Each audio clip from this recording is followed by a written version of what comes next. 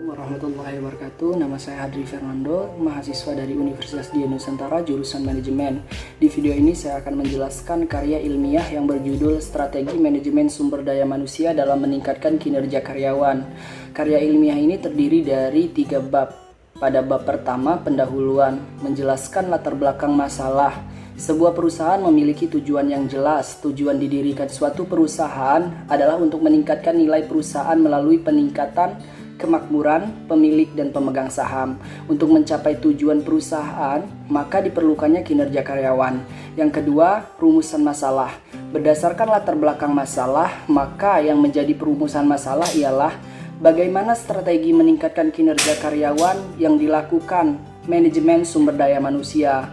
Kemudian, bagaimana hasil analisis terhadap strategi peningkatan kinerja karyawan yang dilakukan manajemen sumber daya manusia. Tujuan dibuatnya karya ilmiah ini bertujuan untuk mengetahui permasalahan-permasalahan yang dihadapi oleh karyawan dalam meningkatkan kinerjanya dengan mengoptimalkan strategi manajemen sumber daya manusia. Pada bab 2 yaitu pembahasan.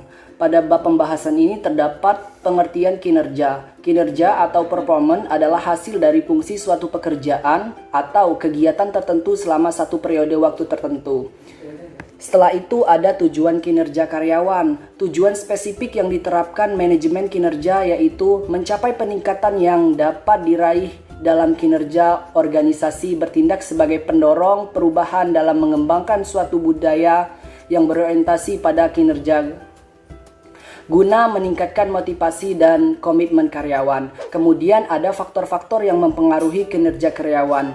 Kinerja dipengaruhi oleh 3 faktor, yaitu faktor individual yang terdiri dari kemampuan dan keahlian, latar belakang, dan demografi. Kedua, ada faktor psikologi yang terdiri dari persepsi, sikap, kepribadian, pembelajaran, dan motivasi. Yang ketiga, faktor organisasi yang terdiri dari sumber daya, kepemimpinan, penghargaan, struktur, dan job design.